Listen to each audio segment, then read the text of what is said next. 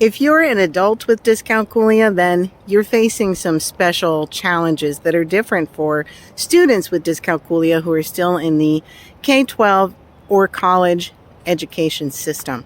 But dyscalculia is a lifelong learning difference, and it does impact adults very much. I've had adults talk to me about being fearful of being involved in family finances, not feeling in control of how they can spend their money every month. How do you save money if you don't really understand what money is, or how much you can spend, or how much you need for your bills for the end of the month? And there's a lot of fear and anxiety that can go through these conversations as well because of those negative experiences people with dyscalculia have when they're in school. So we've got a lot of trauma response, we've got a lot of fear and anxiety, and then we've got a lot of confusion. And those can be really difficult things to get a handle on. Right now, I do not know of any apps or programs or standalone computer software or anything that is really geared towards meeting the needs of people with dyscalculia in adulthood. And it can impact your career. It can impact things like buying a house, saving for retirement, choosing a health insurance plan.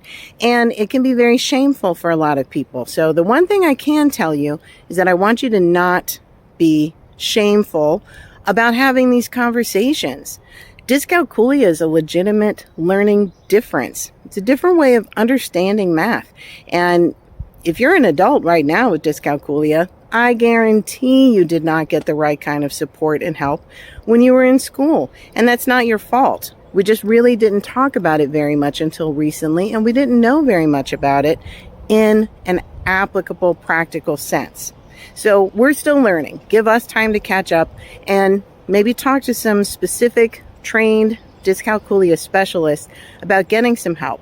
I've worked with some adults, and I'm sure the other experts in the field have as well, where we just spend a little bit of time, maybe a couple of months, talking about finances and budgets and talking about spending and retirement and short and long term. And how do you get a handle on that? How do you discuss this at work? And what if suddenly at work you had a great job? This happened to one of my former students, and she loved the work she was doing, and then she was put into a new role that involved a lot of spreadsheets. She was very panicked. So we had a couple of sessions where we talked about using Excel, and we talked about what the formulas mean, a little bit about what was going on, so she felt more comfortable in those meetings when they were pulling up these spreadsheets and sharing them.